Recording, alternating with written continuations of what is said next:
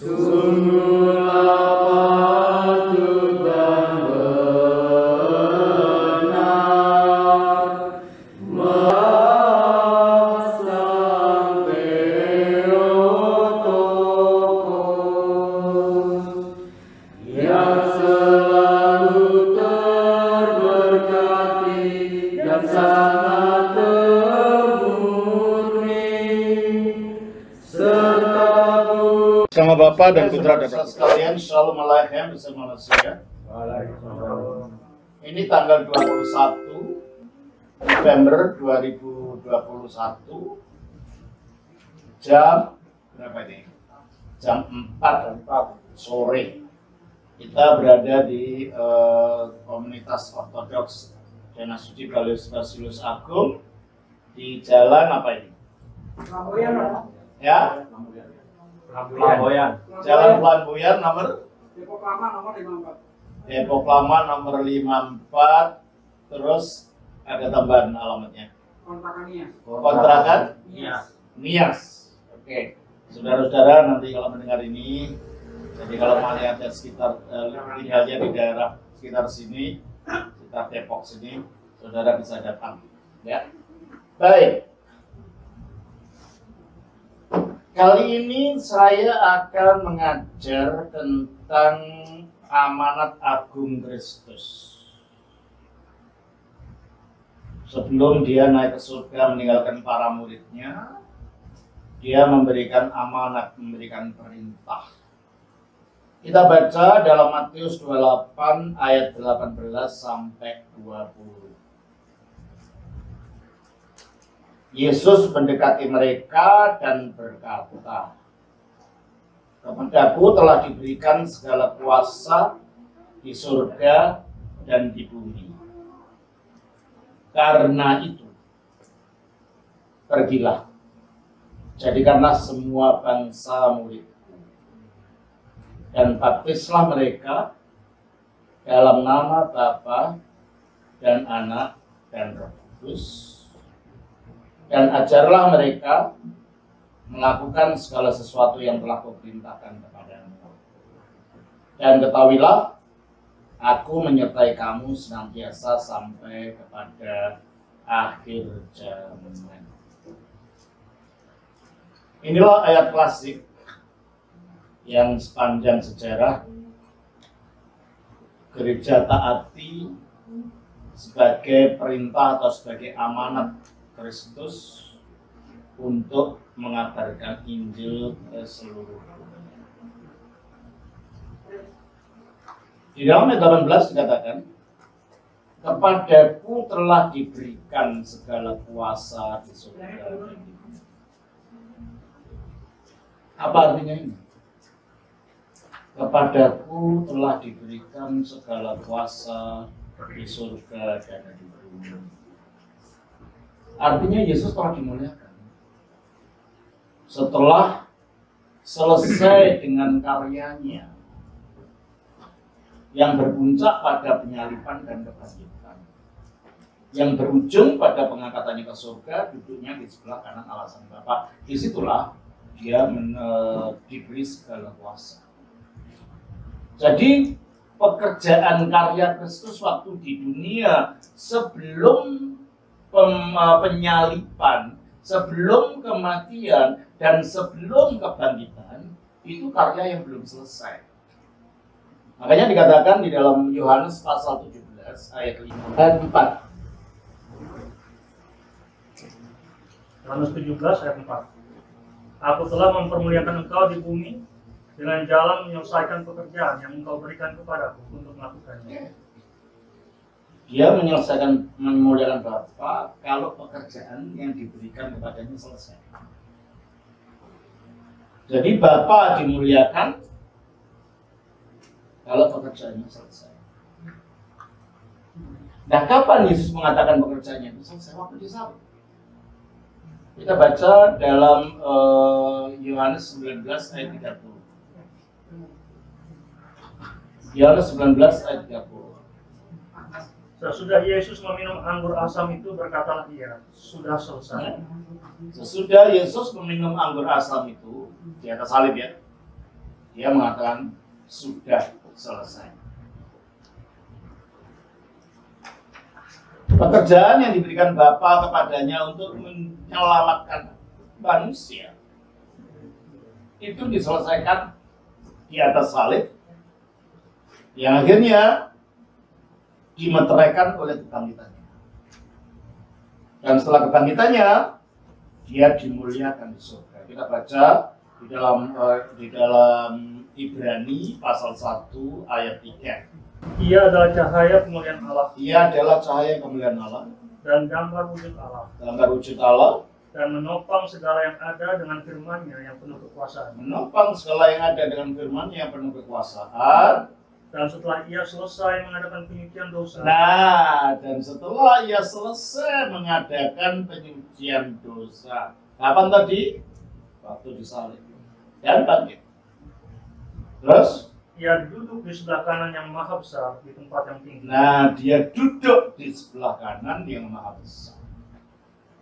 Disitulah dia diberi segala kuasa itu. Setelah selesai dengan karyanya, dia duduk di sebelah kanan Allah yang maha besar.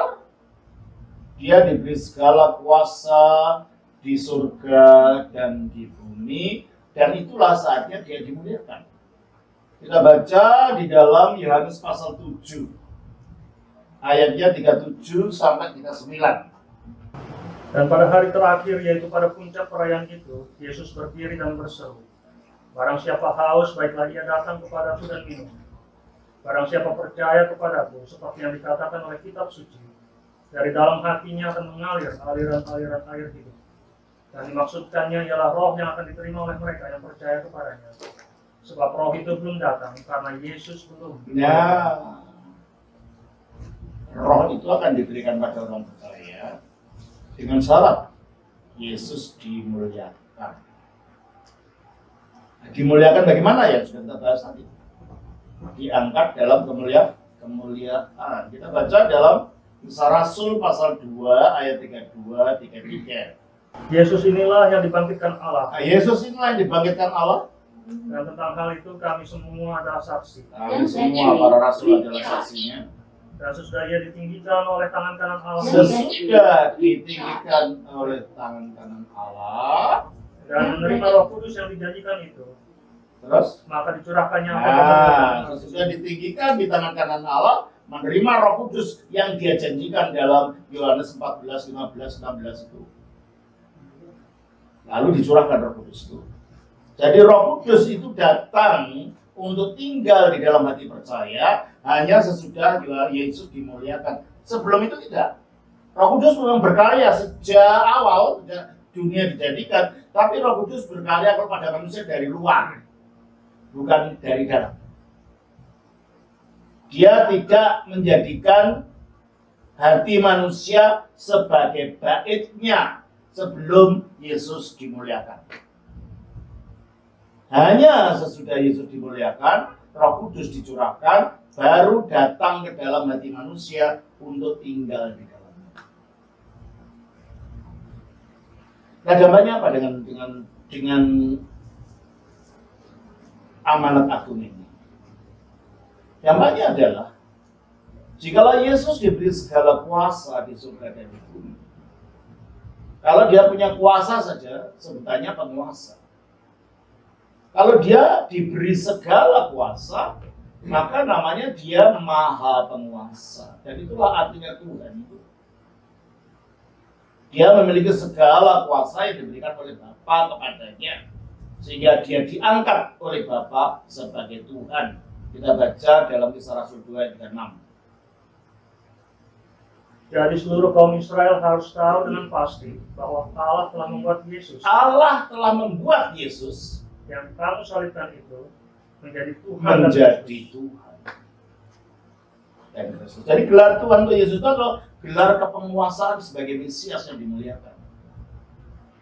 Gelar Tuhan untuk Yesus itu adalah gelar kekuasaan, kemuliaan sesudah dia dinyatakan sebagai Mesias yang dimuliakan.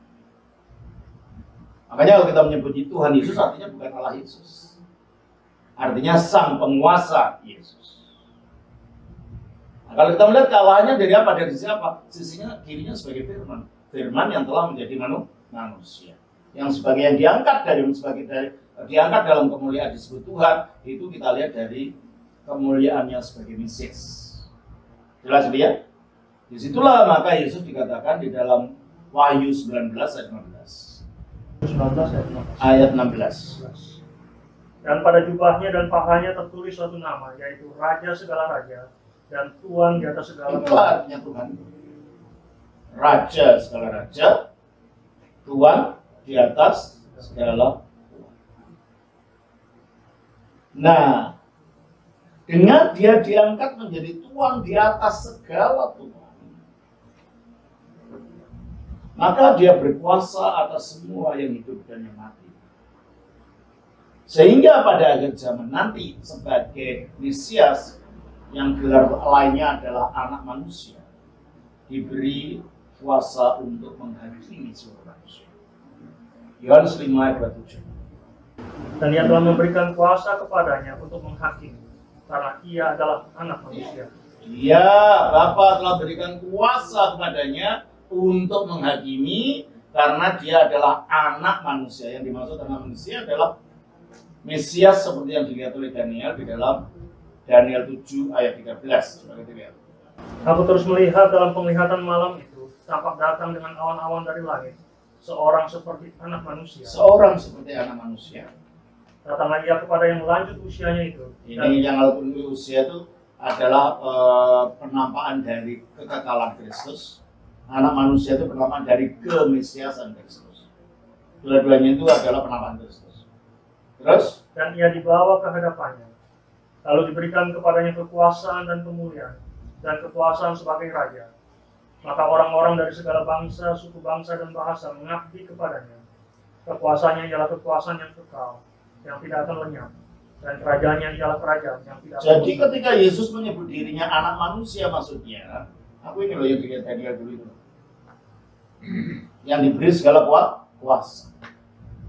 Makanya dia mengatakan kepadanya telah diberi kuasa untuk menghakimi karena dia anak manusia, karena dia Mesias yang dilihat oleh Daniel. Jelas ini ya?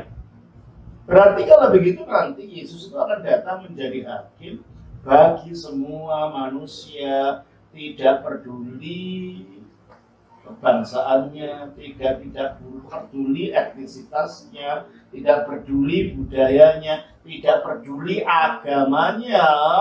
Semua nanti karena semua itu di bawah kuasa Kristus sebagai Mesias yang meraja ini, semua nanti harus dihakimi oleh Kristus.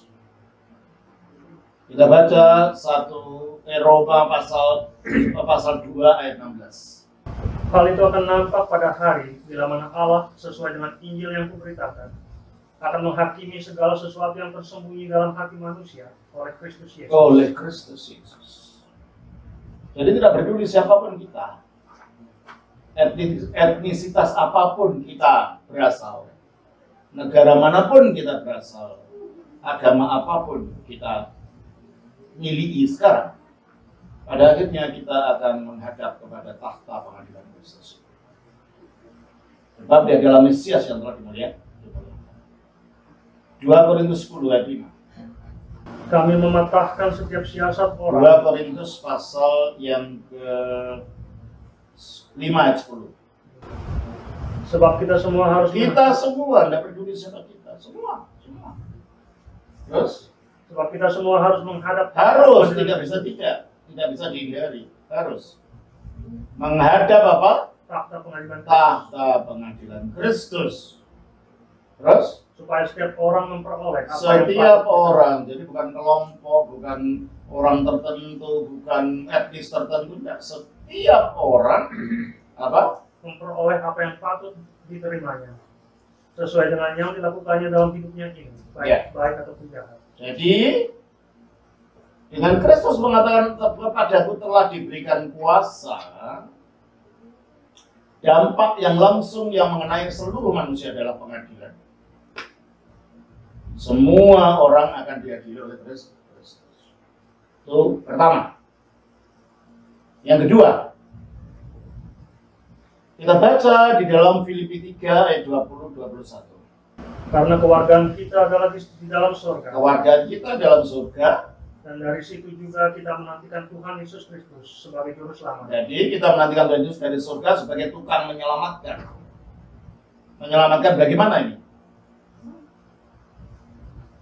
Yang akan mengubah tubuh kita yang hina ini. Nah itu, keselamatan itu bahwa dia akan mengubah tubuh kita yang hina ini Sehingga serupa dengan tubuhnya yang mulia. sehingga serupa dengan tubuhnya yang mulia. Jadi orang Kristen tidak sekedar mengharapkan surga, mengharapkan perubahan tubuh ini menjadi mulia seperti tubuhnya sekarang, memiliki kemuliaan seperti tubuhnya Kristus sekarang. Yang Kristus sekarang tubuhnya adalah tubuh yang bersifat cahaya, tubuh yang bersifat sinar. Kita baca di dalam Kisah Rasul 9 ayat 3 dan 4. Dalam perjalanannya ke Damsyik, ketika ia sudah dekat kota itu, tiba-tiba cahaya memancar dari langit. Cahaya memancar dari langit terus mengelilingi dia. Ia rebah ke tanah dan kedengaran olehnya suatu suara yang berkata kepadanya, Saulus, Saulus, mengapakah engkau menganiaya aku? terus Jawab Saulus, siapakah engkau Tuhan? Katanya, akulah Yesus yang kau aniaya. Yesus yang kau aniaya ternyata wujudnya cahaya, wujudnya sinar. Dan kita pun kalau menyatu dengan Yesus, memiliki tubuh yang sama dengan Yesus, tubuhnya kan tubuh cahaya ini. Seperti malaikat, Matius 22 ayat 30. Karena pada waktu kebangkitan, orang tidak kawin dan tidak dikawinkan, melainkan hidup seperti malaikat di surga. Ya, hidup seperti malaikat di surga. Nah itulah yang sedang menantikan kita akibat kebangkitan Yesus, akibat dia berada di surga. Ya, kembali kepada Filipi 3:21 tadi. Yang akan mengubah tubuh kita yang hina ini sehingga serupa dengan tubuhnya yang mulia, menurut kuasanya yang dapat menaklukkan. Nah, kuasa yang dapat menaklukkan itu kuasa apa ini? Kuasa sebagai Tuhan tadi. Karena dia jadi Tuhan, punya kuasa yang dapat menaklukkan segala sesuatu pada dirinya lah. Maka dia akan mengubah kita menjadi seperti tubuhnya. Itulah tujuan keselamatan. Kolose 3 ayat 4.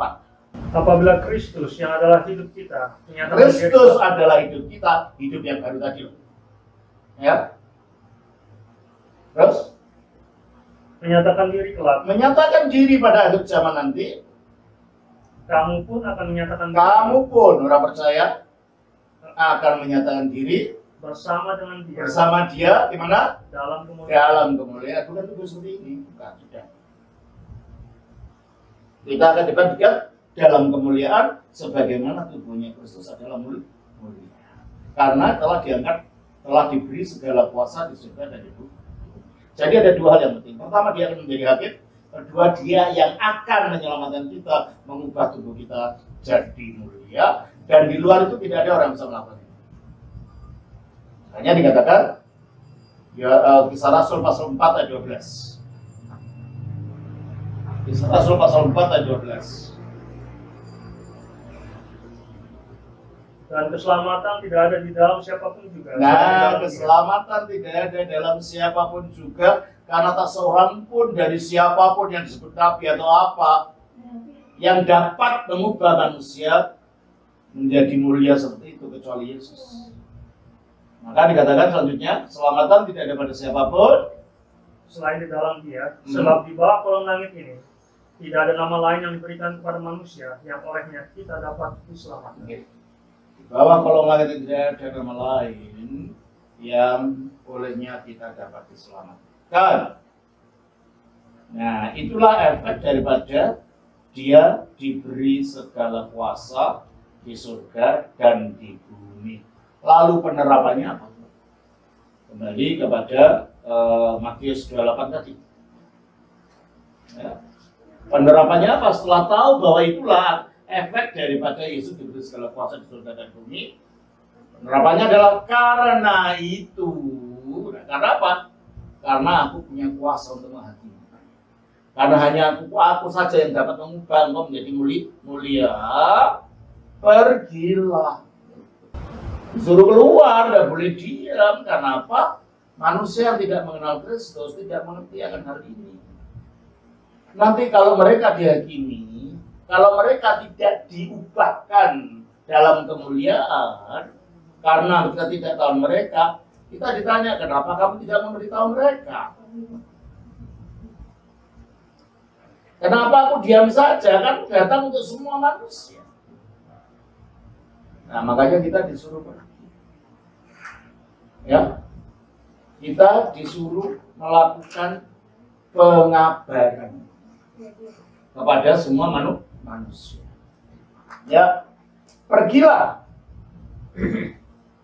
jadikanlah semua bangsa. Oreh tendes pergilah kalian, oleh karena itu mati sate pandata etni, dan muridkanlah semua etni. Jadi itu ya banyak etnis apa. Ya, sekarang berapa etnis yang telah kita jangkau? Berarti masih banyak tanggung jawab kita, masih banyak tugas kita. Nah, kalau yang kita jangkau adalah pandata etni, semua etni, berarti di dalam kita mengabarkan Injil, kita harus menyesuaikan dengan budaya masing-masing etni ini. Jadi sebelum kita menginjil, pertama kita harus tahu target kita etnis yang mana. Nah, etnis ini punya kebiasaan apa? Punya keyakinan apa? Punya cara pemikiran apa? Nah, itulah sebabnya mengapa dalam pengabaran Injil. Kalau Injil ini, pengabaran ini lintas budaya, kita harus mengerti juga antropologi masing-masing etnis ini. Karena tidak semua etnis memiliki budaya yang sama. Jadi cara penginjilan kepada kelompok yang satu dan belum tentu berhasil pada kelompok yang lain kalau kita salah mendekati. Dan itulah dalam penginjilan kita harus belajar. Kita belajar tentang perbandingan agama, kita belajar tentang antropologi budaya, kita belajar ini karena apa? Tujuannya untuk memudahkan kita belajar bahasa, gitu kan? Kalau ini istilahnya penginjilan secara lintas budaya. Nah, disitulah pada akhirnya, ya untung kita di Indonesia masih ada bahasa Indonesia, gitu kan? Yaitu tidak bisa tidak bisa membuat kita lebih mudah untuk penginjilan, meskipun adanya bahasa Indonesia masih ada perbedaan-perbedaan cara pikiran, perbedaan-perbedaan cara berbudaya dan cara tingkah laku kehidupan di dalam etnis itu. Harus sensitif dengan itu, harus mengerti dengan itu di dalam penginjilan. Jadi tidak bisa disamaratakan. Pertama kita harus tahu cara pendekatan yang terbaik di dalam budaya ini gimana. Cara pendekatan yang baik di dalam etnis yang demikian bagaimana. Nah, ini harus kita belajar.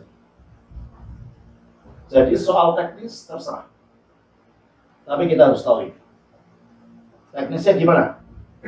Masing-masing orang punya pendekatannya sendiri. Ya. Itu yang pertama. Yang kedua,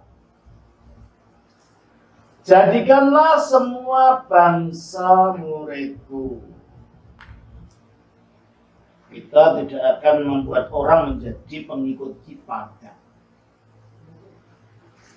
Jadi pada waktu kita mengabarkan Injil, menjalankan amanatnya Kristus itu tujuannya bukan cari orang menjadi pengikut kita, bukan. Supaya kita dapat memeras mereka, itu malah dosa.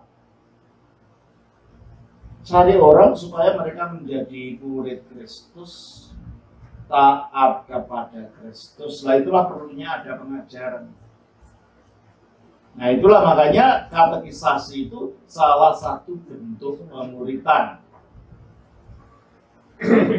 Katekisasi itu salah satu bentuk pemuritan, membuat orang untuk taat kepada Kristus, menjadi murid-muridnya Kristus, dan belajar tentang Kristus, belajar dari Kristus, dan semuanya itu. Makanya tidak bisa orang di bawah ini hanya udah baptis saja tanpa diajar, karena nanti tidak ngerti dibaptis tapi tidak ngerti makna baptisan apa, tujuannya apa, tidak bisa begitu. Jadi kita mengabarkan Injil bukan yang sekedar menyebarkan kata-kata orang percaya terus kita tinggal, tidak bisa. Setelah orang itu dimuridkan, diajar secara benar tentang pokok-pokok ajaran iman, dalam ini iman Kristen Ortodoks. Ya, yang semuanya ada dalam pengakuan iman itu. Kita ajarkan secara rinci apa yang mereka tahu. Tapi juga diajarkan cara menghidupi. Oleh karena itu tidak cukup orang diajar dari internet. Enggak. Orang perlu bertatap muka juga. Mengapa? Jadi kita tidak cukup dulu ketika saya belum tahu. Ya, pokoknya orang diinjili ditinggal. Enggak boleh. Itu tidak bertanggung jawab. Setelah orang dimuridkan, diajar, mengetahui, ya kalau bisa seperti ini, memang ini bagus ini. Karena pemuritan itu harus seperti Yesus memuridkan 12 muridnya kan hidup bersama-sama selama hampir 3,5 tahun. Dan ini bukan hanya memberi informasi secara intelektual, tetapi impartasi cara kehidupan. Ya. Perlu ada impartasi cara kehidupan, melihat sehari-harinya, bagaimana kita menghidupi, melihat sehari-harinya, bagaimana kita bertingkah laku, melihat sehari-harinya, bagaimana kita menjalankan kehidupan ibadah kita. Dengan cara ini, murid kita ini mengerti apa yang harus dilakukan. Makanya tidak hanya memberikan teori tentang ajaran. Katekisasi secara intelektual saja tidak cukup. Kalau bisa memang seperti ini semua. Dekat, makan bersama, anu bersama. Sehingga pada akhirnya ada kedekatan satu dengan yang lain. Dan juga ada ketaatan. Kalau kita belajar dari komputer, ya, kita nggak takut sama komputer kan? Sehingga nggak ada impartasi tingkah laku. Laptopnya kan nggak bisa ngajar apa-apa. Makanya kalau dalam belajar Ortodoks selalu harus ada tata rohani.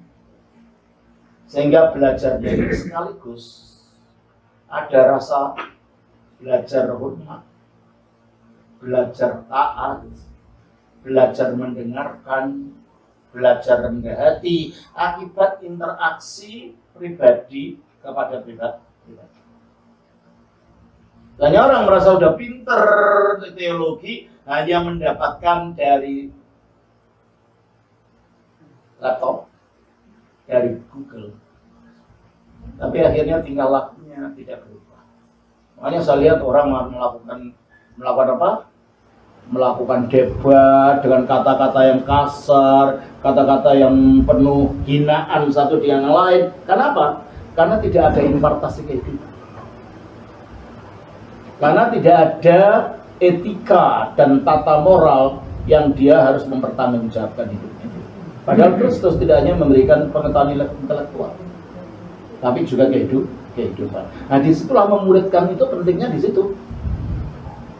Hidup bersama, mengikuti tata cara gurunya, menghidupi dirinya, gitu. Ya. Nah, terus jadikanlah semua bangsa muridku. Dan juga karena jadi murid, mendengarkan ajaran ini juga. Murid menjadikan orang lain murid juga. Ya loh? Kamu jadi murid, lalu memuridkan orang lain lagi. Dengan demikian terjadi multiplikasi. Dan kalau menurut caranya Yesus. Kita lihat di dalam Kisah Rasul pasal 1 ayat 8. Kalau membacakan, tetapi kamu akan menerima kuasa kalau Roh Kudus turun ke atas kamu, dan kamu akan menjadi saksiku di Yerusalem dan di seluruh Yudea dan Samaria dan sampai ke ujung bumi. ya tuh, Yesus sudah ke surga dulu lalu mencurahkan roh. Dan setelah menerima Roh Kudus itu kita menjadi saksinya, menjadi muridnya. Makanya penginjilan itu tidak bisa hanya dengan kekuatan kita, kepandian kita saja. Kita harus juga bersandar pada kuasa Roh Kudus. Makanya doa itu penting, puasa itu penting. Sebelum menginjili orang, kita berdoa karena sebab kita tidak hanya memberikan informasi intelektual. Kita berebut hati orang itu. Dan orang percaya itu hatinya digelapkan oleh ilah zaman ini. Sehingga kadang-kadang tidak mudah untuk orang itu mengerti tentang apa berita Injil. Kita baca 2 Korintus 4 ayat 4. Yaitu orang-orang yang tidak percaya, yang pikirannya telah dibutakan oleh ilah zaman itu kan? Pikirannya telah dibutakan oleh ilah zaman ini. Oleh karena itu penginjilan tanpa doa pasti gagal. Ya, penginjilan tanpa disertai doa dan puasa dan betul memohonkan Tuhan untuk membukakan hati orang ini, akan sulit kita menembus pikiran kita. Di samping ada ilah zaman ini yang membutakan hati orang tidak percaya, juga di dalam hati orang berdosa itu ada semacam kerudung yang menutupi hati. 2 Korintus 3 ayat 14. Tetapi pikiran mereka telah menjadi tumpul. Pikiran mereka telah menjadi tumpul. Sebab sampai pada hari ini selubung itu masih ada selubung di dalam pikiran orang, di dalam hati orang. Makanya sebelum kita melakukan penginjilan, di samping kita belajar metode-metode tertentu cara komunikasi dengan orang, tetapi juga yang penting adalah doa dan puasa, mendoakan orang-orang itu, memohonkan supaya hatinya dibuka. Metode juga penting. Masing-masing kelompok metodenya beda nanti. Pendekatan kita kepada kelompok ini yang metodenya yang lain, kelompok ini beda yang lain. Oleh karena itu harus banyak kita mengerti latar belakang kelompok-kelompok yang ada. Saudara, kalau orang luar saja mau mendekati orang seperti saya, apalagi kita yang jelas-jelas mendapat perintah, jadikanlah semua bangsa murid.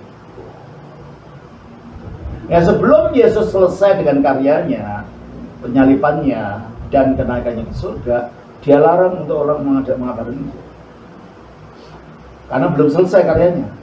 Dia hanya mempersiapkan bangsa Israel, karena bangsa itulah yang pertama-tama mendengar berita akan datangnya Mesias. Matius 10 ayat 5 dan 6. Ke-12 murid itu diutus oleh Yesus dan ia berpesan kepada mereka, janganlah kamu menyimpang ke jalan bangsa lain atau masuk ke dalam kota orang Samaria, melainkan pergilah kepada domba-domba yang hilang dari umat Israel. Ya, seolah-olah Yesus hanya untuk orang Israel saja. Tidak, memang untuk orang Israel, karena pertama-tama berita Injil harus pada mereka. Kisah Rasul 3:26. Dan bagi kamulah pertama-tama. Bagi kamulah orang Israel pertama-tama. Terus Allah membangkitkan hambanya dan mengutusnya kepada kamu, supaya ia memberkati kamu dan memimpin kamu masing-masing kembali dari segala kejahatannya. Jadi untuk orang Israel lah pertama-tama Mesias itu datang. Maka sebelum karya Mesias itu selesai di atas salib dan bangkit, dia katakan jangan pergi ke jalan orang Samaria, bangsa lain, dan pergilah kepada domba-domba yang sesat dari bangsa Israel. Nah, sering ini banyak apologet Muslim mengatakan, oh Isa tidak hanya datang untuk orang Israel saja. Kamu keliru membaca kitab suci kami. Jangan baca kitab suci orang lain dengan kacamatamu, karena kamu punya kacamatamu sendiri. Yesus tidak datang hanya untuk Israel, tapi pertama-tama untuk mereka. Maka ketika sebelum selesai karyanya, yaitu dengan mati di salib, bangkit, naik ke surga, itu selesai, Dia tidak memerintahkan untuk semua bangsa, tapi setelah selesai, jadikanlah semua bangsa. Ya. Nah, karena itu maka saya katakan tadi, metodenya harus beda-beda. Dan kalau salah seorang ingin memfokuskan pada kelompok tertentu dalam penginjilan, carilah metode yang paling efektif bagaimana. Ya. Tetapi seperti kata Yesus, bahwa kita dapat mengabarkan Injil ini, menjadi saksi ini setelah para rasul itu diberi kuasa Roh Kudus. Roh Kudus turun ke atas kamu, dan kamu akan menerima kuasa, dan kamu akan menjadi saksiku di mana? Kisah Rasul 1:8 tadi, kita baca lagi. Yerusalem, Yudea, Samaria, sampai. Nah, ini metode yang perlu kita lakukan. Yerusalem itu tempat di mana kita tinggal. Dan teman kita, saudara kita, tetangga kita. Yudea masih di dalam orbit tempat kita tinggal, tapi lebih jauh lagi karena Yudea itu adalah provinsi di mana kota Yerusalem ada. Karena biasanya kita mengabarkan Injil lebih mudah kepada orang yang kita kenal, kita dekat. Makanya Yerusalem kita sebut misi 1M1. Yudea itu kita katakan M2, misi 2. Samaria itu provinsi sesudah Yudea di sebelah utaranya. Itu M3. Baru makin jauh sampai ke ujung ke ujung. Jadi kita bisa menginjili orang-orang sekitar kita dulu, tetangga kita, orang-orang dekat kita. Kita beritahu tentang kebenaran itu, baru merambah. Kalau umatnya sudah banyak. Nah, di sini perlulah metode-metode itu diajarkan. Nah, sekarang saya yang memberi garis besarnya dulu. Nanti suatu saat kita belajar metodenya menyampaikan kebenaran. Ya. Nah, metodenya ya, karena Kristus juga dengan masing-masing orang dia memberikannya secara berbeda. Dia mendekati wanita Samaria berbeda cara ngomongnya. Dia mendekati Nikodemus berbeda cara ngomongnya. Dia mendekati murid-murid yang 12 berbeda cara pendekatannya. Jadi harus memang ada metode kreatif. Metode kreatif di samping doa, di samping puasa, metode kreatif perlu diciptakan di dalam kita mendekati masing-masing kelompok ini. Jelas ya? Kalau orang mau fokusnya mau suku primitif, harus tahu kehidupan orang primitif itu, kalau perlu hidup dengan mereka berbulan-bulan di sana sehingga untuk pendekatan. Saya ingat ada penginjil Amerika dari California, ada bukunya Peace Child, anak perdamaian. Saya baca dulu ketika saya bercerita, tapi masih valid saya kira cara-cara itu. Namanya Don Richardson. Dia di suku Irian, suku Sawi namanya. Nah, suku Sawi ini mempunyai budaya yang aneh. Budayanya adalah menghormati orang yang bisa mengkhianati temannya dan dimakan. Coba. Menghormati orang yang bisa mengkhianati temannya lalu dimakan. Ya dimakan karena dia kanibal, suku kanibal. Dia datang ke situ. Ada dua suku, dalam suku Sawi ada dua kelompok yang saling bermusuhan. Dia bingung gimana cara. Nanti ketika itu orang dibubuklah, diberitahu tentang bagaimana Yudas Iskariot itu mengkhianati Yesus, mereka malah tepuk tangan, mengadakan tepuk tangan keras-keras. Nah ini hero-nya, katanya itu pelawannya kan. Dia bingung bagaimana mengomongin orang yang budayanya tidak karuan seperti ini. Akhirnya suatu hari dia lihat, dia tinggal di tengah-tengah mereka, di antara dua suku ini. Setiap bulan mereka perang. Entah karena apa perang gitu, panah-panahan gitu. Suatu hari dilihat kok mereka tidak perang. Mereka diem. Berapa? Saya tanya, kenapa kamu tidak perang? Kenapa nggak ada pertengkaran? Oh enggak, karena ada sanom. Sanom apa itu? Anak perdamaian itu artinya apa? Jadi kalau kami bermusuhan, kalau salah satu dari suku kami memberikan anak bayinya untuk dipelihara suku yang sana, anak bayi ini tanda perdamaian, kami tidak boleh perang selama anak itu hidup. Wah, klik dalam pikirannya. Nah, ini caranya masuk. Kalau melalui Yesus dikhianati Yudas Iskariot, malah mereka tidak terima gitu, karena mereka tepuk tangan, teriak-teriak gitu ketika diberitahu itu. Akhirnya dia berpikir, suatu hari dikumpulkan dua suku itu. Kalian tahu nggak? Di langit sana itu ada kerajaan besar sekali. Yang tentaranya, tentaranya luar biasa, lebih besar dari kamu kalian. Sebenarnya mereka itu sedang memusuhi kita dan mereka itu akan menyerang kita. Bingung mereka. Gimana ini kemana? Mereka bingung dia. Ya namanya orang primitif ya. Diceritain gitu percaya saja gitu kan. Gimana?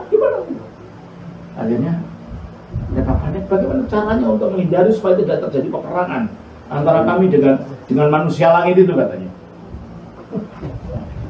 Ya, kamu kan punya sanon. Ya kan? Anak perdamaian. Dia juga mau memberikan sanomnya untuk kita. Nah, kamu mau menerima nggak sanomnya dia supaya nggak diserang? Mau. Siapa? Namanya Yesus. Akhirnya mereka mau terima Yesus dan suku itu akan jadi Kristen. Berarti kalau gitu, kita harus mencari lubang dan celah-celah di dalam setiap budaya. Dulu pertama kali saya datang di Jawa, saya di Solo dulu. Saya tidak tahu cara saya menghadapinya orang-orang desa yang Islam, yang nggak Islam, tapi lebih kejawen gitu orang-orang saya waktu itu. Saya mau menjelaskan tentang Yesus, gimana caranya ya orang ini nggak bisa baca, nggak tahu agama, taunya budaya saja gitu. Terus saya bilang sama mereka, ya pakai bahasa Jawa lah saya ngomong.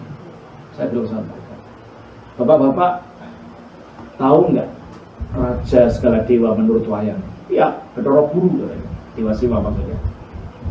Terus siapa yang mengantarai antara raja dewa ini dengan manusia yang selalu diutus untuk menghubungi manusia?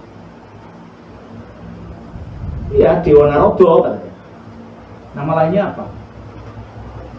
Kaneko Putro katanya gitu. Mereka bilang Kaneko Putro. Tahu nggak artinya Kaneko Putro? Nggak tahu. Itu dari kata Kanyo Kaputro. Apa itu? Yang diperanakan oleh perawan. Saya karang-karang sendiri. Tapi yang penting ada metode kan. Itu artinya Kaneko Putro itu Kanya Kaputra. Kanya itu artinya perawan. Kenyo bahasa Jawa. Yang diperanakan oleh perawan.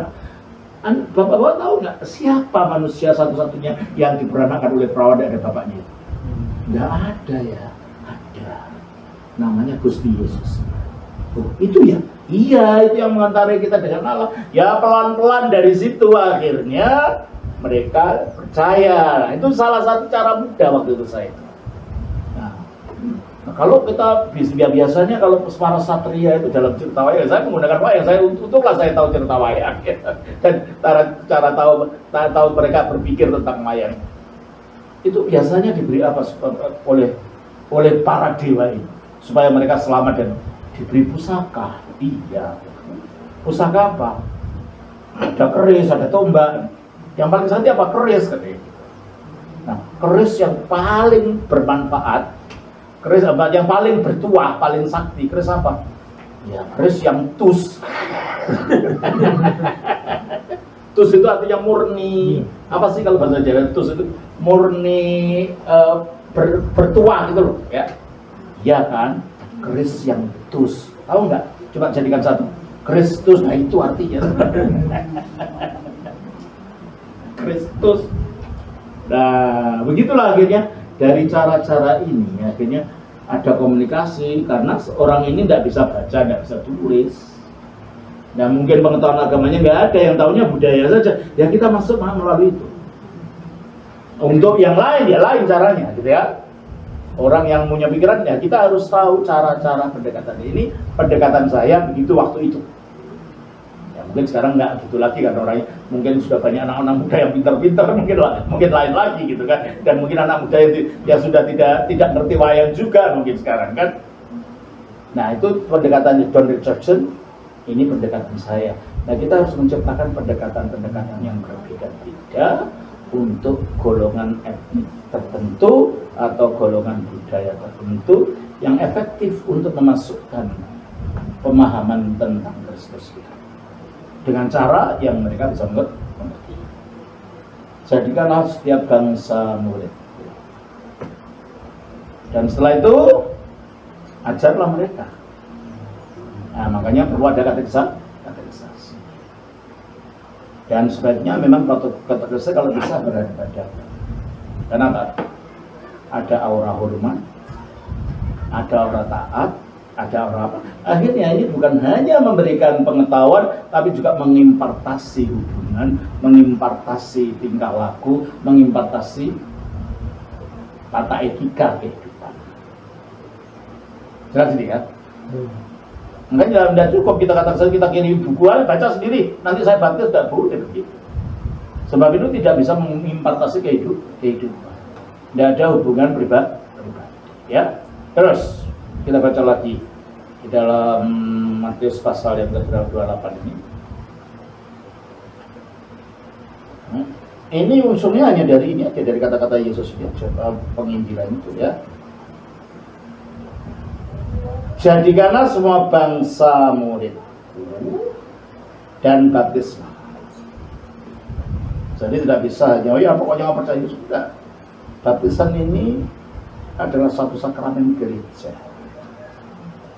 Cara menyatukan orang dengan Kristus. Berarti penginjilannya ortodoks itu tidak bisa lepas dari gereja. Orang diinjili untuk menjadi bagian dari gereja, bukan dilepaskan gitu aja. Dulu saya gitu, saya injili orang di kampung di mana, dulu masih muda saya suka menginjil kan ke desa-desa. Saya tinggal, ya terserah pokoknya udah terima Kristus, itu tidak tanggung jawab kalau kita nggak gitu. Mengantarkan Injil adalah membawa mereka ke dalam gereja, sebab baptisan itu menyatukan kita dengan tubuh. 1 Korintus 12 ayat 13. Sebab dalam satu roh kita semua, baik orang Yahudi maupun orang Yunani, baik budak maupun orang merdeka, telah dibaptis menjadi satu tubuh. Nah, dibaptis menjadi satu. Berarti baptisan itu mengasumsikan membawa orang itu ke dalam gereja. Tidak bisa tanpa gereja. Sebab di dalam gereja lah orang itu menghidupi imannya. Ya. Dan itulah sebabnya jangan jadi penginjil saja, nanti kamu nggak bisa menyelesaikan tugasmu. Harus jadi romo. Sebab kamu nanti jangan bisa membaptis. Lah kalau yang nginjil apa? Ya romo yang nginjil gitu. Saya ini kan juga nginjil kan, tapi juga romo gitu. Sehingga saya hanya menginjil saja tidak bisa romo. Siapa yang bisa saya baptis? Mana gereja terbentuk? Tidak akan. Gitu ya. Paulus pun waktu menginjil berangkatnya dari mana? Antioquia. Kembalinya ke mana? Antioquia lagi. Berapa kali dia menginjil? 3 kali. Selalu kembalinya ke Antioquia. Tidak ada penginjil menurut Alkitab, penginjil freelance, tidak ada. Penginjil maunya sendiri, harusnya sendiri. Dulu saya pikir begitu, karena saya baca Alkitab tidak lengkap, bacanya oh Paulus pergi ke sini, Paulus pergi ke situ. Tapi saya tidak tahu bahwa dia dikirim. Coba kita baca. Nah, dia dikirim oleh gereja. Kita baca dalam Kisah Rasul pasal 12. Nah, 13 ya. 12 atau 13 sudah kita lihat. Kita baca dalam Kisah Rasul pasal yang ke-13. Ya, ayat 2 dan 3. Pada suatu hari ketika mereka beribadah kepada Tuhan dan berpuasa, berkatalah Roh Kudus, khusus karena Barnabas dan Saulus bagiku untuk tugas yang telah kutentukan bagi mereka. Maka berpuasa dan berdoa Coba mereka. perhatian orang gereja mulai kalau mau menginjil selalu berpuasa dan berdoa. Ya, tidak ada pergi gitu aja, enggak. Berpuasa dan berdoalah mereka. Dan setelah meletakkan tangan ke atas kedua orang Nah, diberkati. Ada komisi dari gereja, perintah dari gereja. Terus mereka membiarkan keduanya pergi. nah, pergilah Barnabas dan Saulus setelah mendapatkan pengutusan dari gereja. Nah, setelah itu apa yang terjadi? Kita lihat mereka kembali setelah selesai ya. Coba kita lihat pasal yang ke-14. Setelah selesai ayat 28 26. Dari situ berlayarlah mereka ke Antioquia. Di tempat itulah mereka dahulu diserahkan kepada kasih karunia Allah untuk memulai pekerjaan yang telah mereka selesaikan. Ketibanya di situ mereka memanggil jemaat berkumpul. Lalu mereka menceritakan segala sesuatu yang Allah lakukan dan melaporkan, mempertanggungjawabkan. Sehingga penginjilannya itu sah, resmi, memang merupakan ekstensi dari gereja Kristus di sana. Tapi karena saya waktu itu tidak mengerti teologi dengan benar, saya hanya entusiasme saja. Dan waktu di Jakarta yang saya lakukan, waktu itu kan masih boleh orang khotbah di jalan nggak ditangkap polisi waktu itu, zaman tahun 70-an itu kan, masih boleh untuk menyebarkan traktat di mobil-mobil kan masih boleh, tidak apa-apa dulu. Jadi waktu itu setiap sore sama anak-anak muda, mungkin seumur kamu yang lebih muda lah waktu itu, saya lebih muda. Itu dengan teman-teman saya itu orang Ambon, orang Manado, banyak teman saya waktu itu. Kita ada munasab. Saya khotbah di situ, manusia belum begitu, masih belum dibangun seperti itu. Saya khotbah di situ. Kalau orang udah mau terima Kristus, saya bawa mana? Ke Cilincing di Ancol sampai malam-malam. Ya itu saya tinggal gitu. Saya pikir sudah menginjili orang. Tapi setelah saya lihat Alkitab tidak begitu. Menginjil itu harus diutus oleh gereja, kembali kepada gereja, dibaptiskan untuk menjadi satu. Dan itu yang dilakukan Paulus. Jelas ya? Makanya baptiskanlah mereka. Nah, akhirnya dari baptisan mereka menghidupi kehidupan sakramental yang lain dalam gereja, ya liturginya, ya apanya. Nah, disebut baptisan karena itu awal dari kehidupan sakramental. Jelas ya? Jadi kalau kita nanti menginjili kemana-kemana, ingat ini, bahwa kita menginjil, membawa orang, memuridkan orang itu untuk dimasukkan dalam komunitas gereja, bukan penginjil yang bersifat freelance tadi, ya, nggak ada. Menurut Alkitab tidak ada penginjil freelance, tidak ada. Coba kita lihat. Akhirnya Paulus pergi lagi. Coba kita lihat di dalam Kisah Rasul pasal yang ke-16.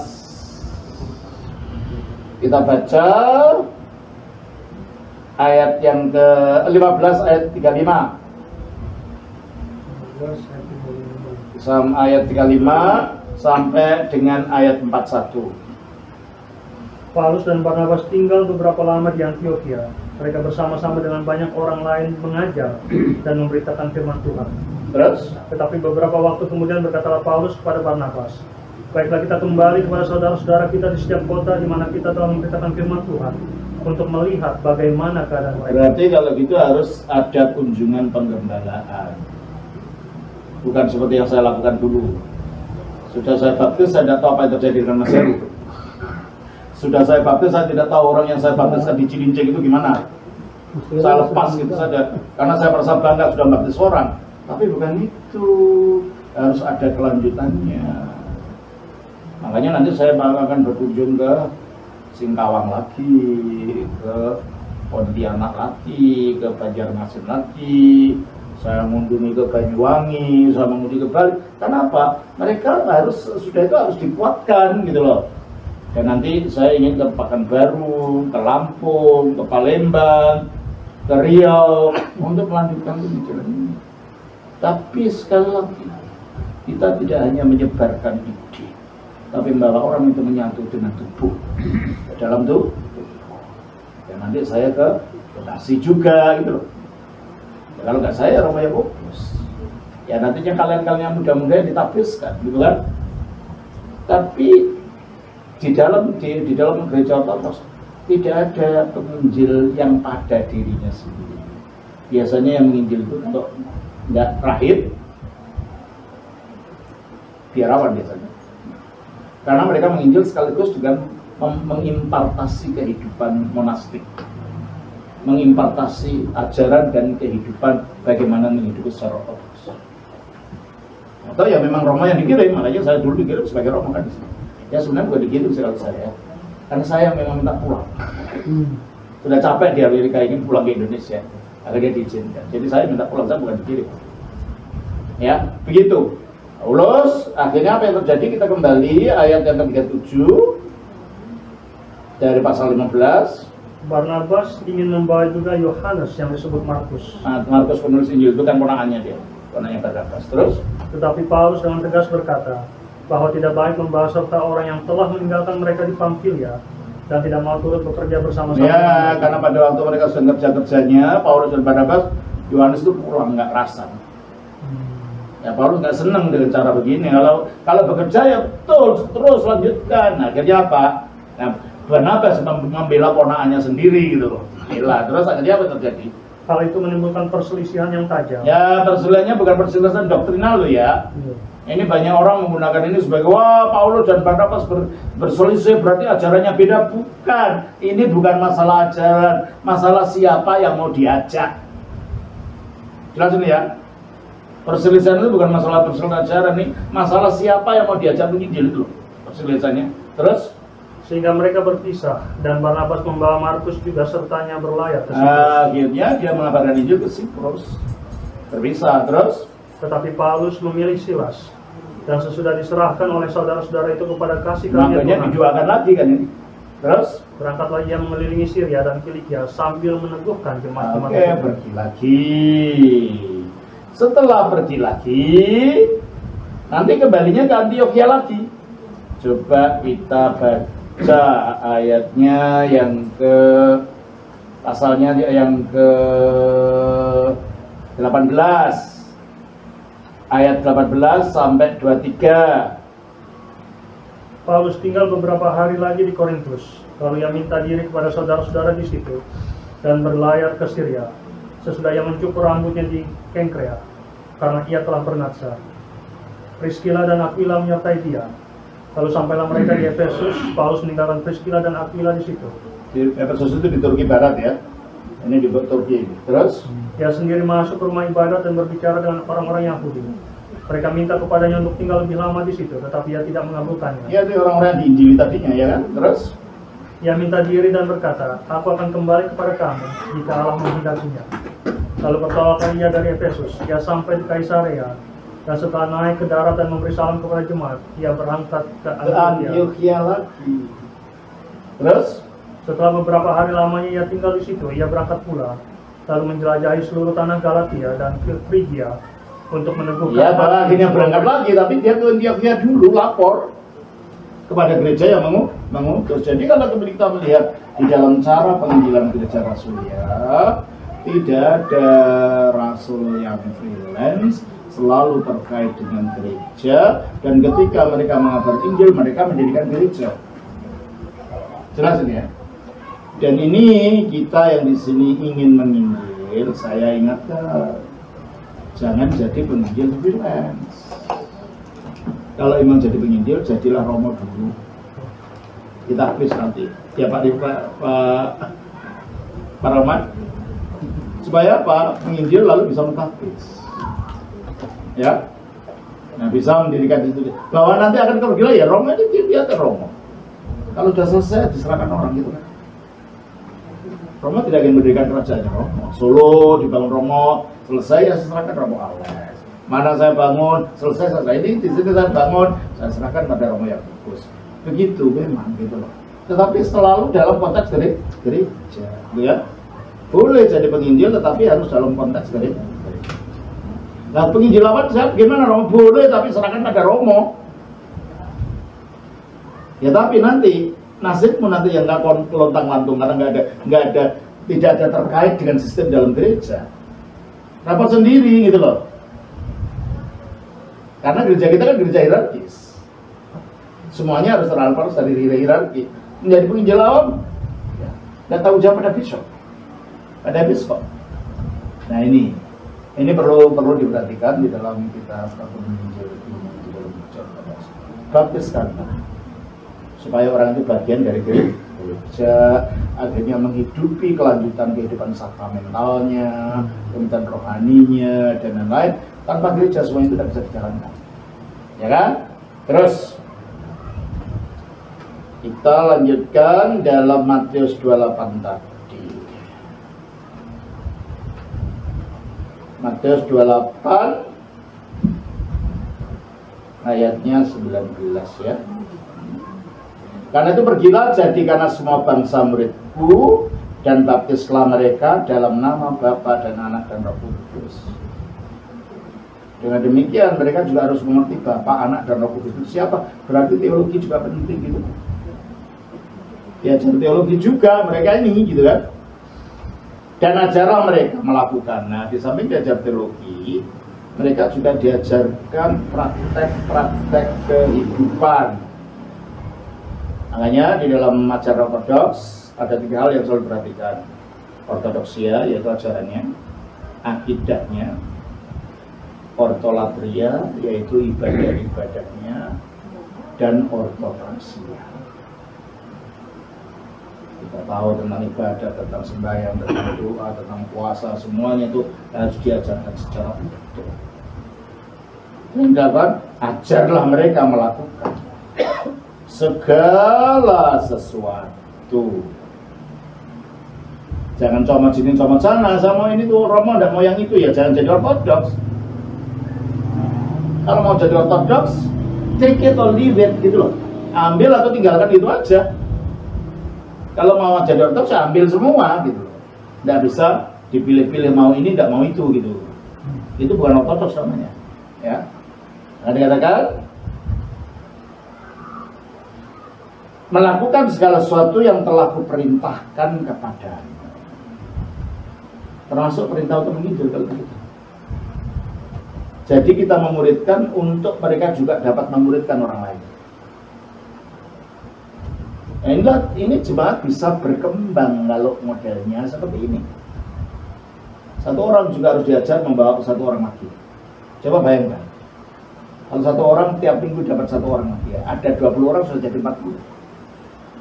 Ada 40 orang sudah jadi 80. Kalau memang umat kita ajar untuk menginjil, dan kita memang harus mau menginjil. Ini salah satu perintah Kristus, gitu kan? Ini salah satu yang diperintahkan Kristus untuk kita laksanakan dalam menginjil. Penginjilan itu adalah salah satu jantung hati gereja Ortodoks. Mengapa? Karena kita mengaku, aku percaya pada gereja yang satu, kudus, Katolik, Apostolik. Apostolik artinya apa? Rasulia. Nah, bagaimana gereja itu rasulia? Pertama, sejarahnya harus bisa dilacak dari zaman Rasul. Pertama. Yang kedua,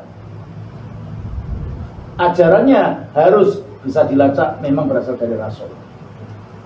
Ketiga, kuasa yang menyertai harus sama dengan kuasa yang menyertai para rasul. Yang keempat,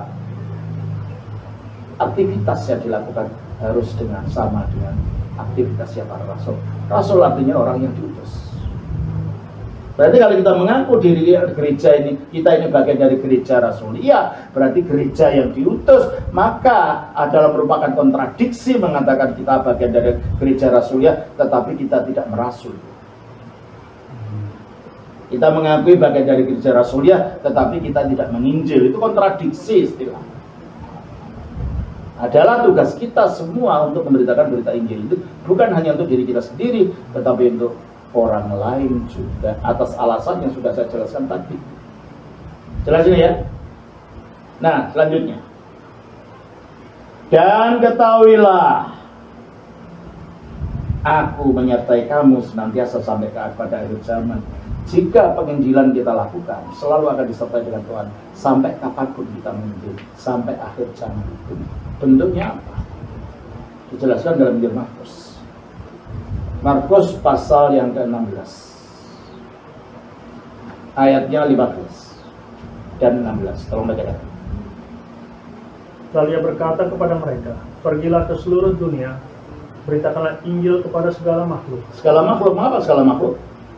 Karena Injil itu ya memang manusia yang diinjili, tapi efeknya kepada seluruh dunia. Nanti akan menjadi langit baru dan bumi baru. Efek daripada karya Kristus ini. Nanti jadi makanya seluruh makhluk ini sedang menanti anak-anak Allah ini dimuliakan nanti. Coba kita baca di dalam Roma pasal yang ke-8 ayat 19.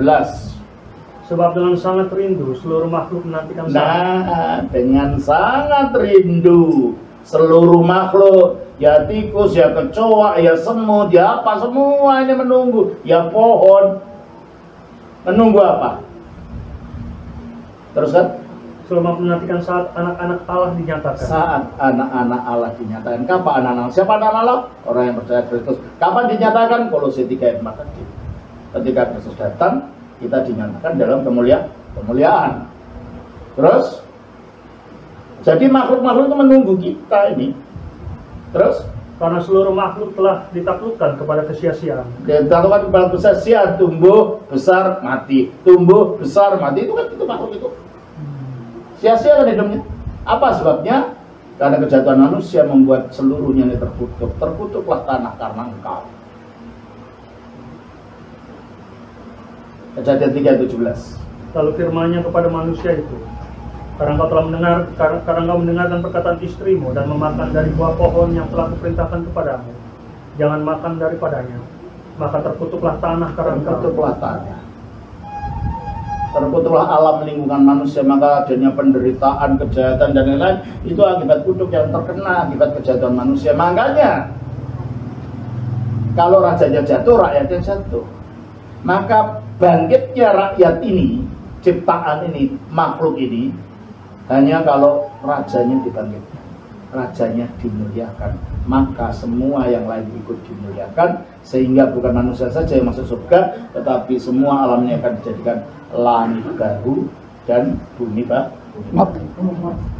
Jadi kalau begitu jelas, kalau begitu ini adalah penginjilan itu adalah untuk seluruh makhluk, meskipun sasarannya manusia, tapi tujuannya adalah untuk seluruh makhluk. Mari masuk. Teruskan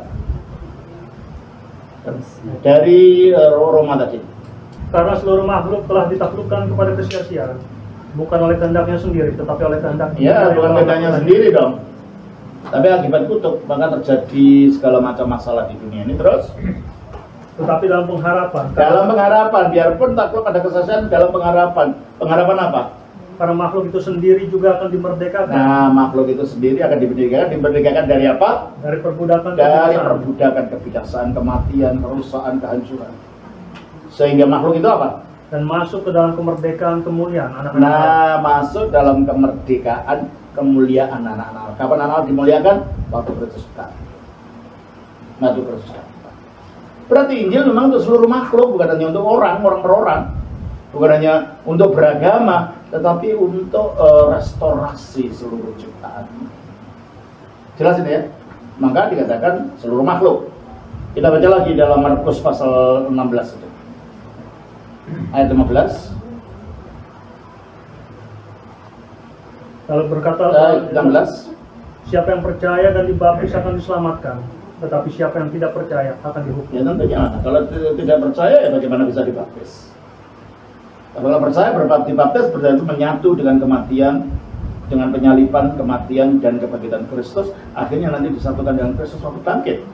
Terus tanda-tanda ini akan menyertai orang-orang yang percaya. Bagi orang yang menginjil akan disertai Tuhan dengan tanda-tanda. Kan tadi dalam Matius dikatakan, aku akan menyertai kamu sampai akhir zaman. Nah, penyertaannya itu dengan tanda-tandanya. Tolong baca.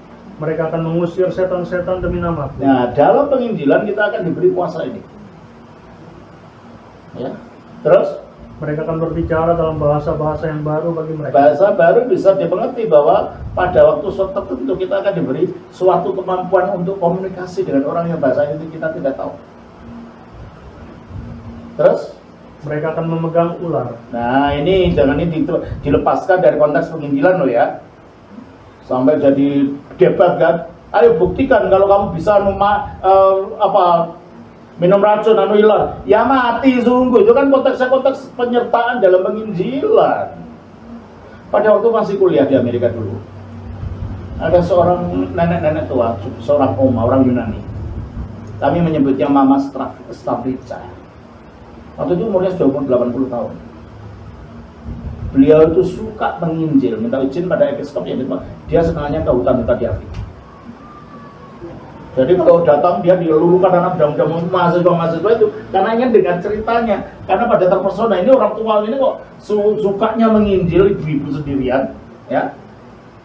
Beliau bercerita bahwa pada suatu hari beliau itu masuk ke satu wilayah suku primitif di salah satu kota atau negara di Amerika, entah di Kenya atau di mana lupa saya.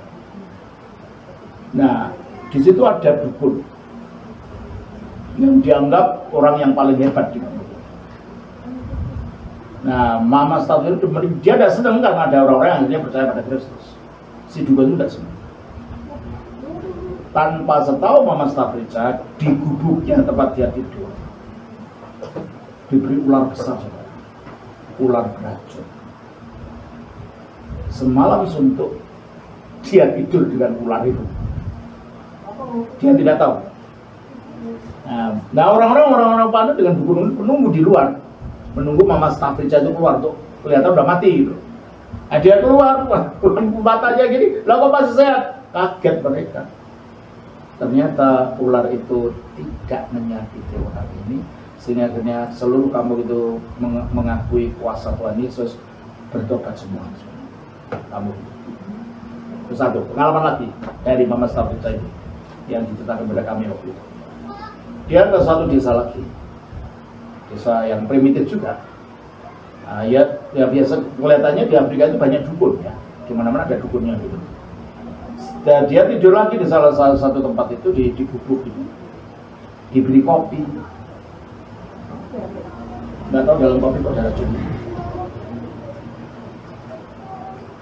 Diminumlah kopi itu, dia nggak tahu kan. Ternyata dia nggak apa-apa. Keluar dari gubuk itu, mereka juga menunggu dia udah mati. Orang-orang itu di kampung itu, ternyata dia masih hidup. Karena itu mereka percaya pada Kristus. Nah ini konteksnya, tanda-tanda ini konteks penyertaan. Jangan dibaca lepas dari situ lalu, oh ya karena saya Kristen, saya akan minum racun. Ya matilah kamu. Janjinya itu hanya diberikan pada waktu untuk mengabarkan ini. Jelas dulu ya. Kita baca lagi di dalam ayat dulu. Markus 16 ayat 17. Ya, mereka akan memegang ular dan sekalipun mereka minum racun maut, mereka tidak akan mendapat celaka.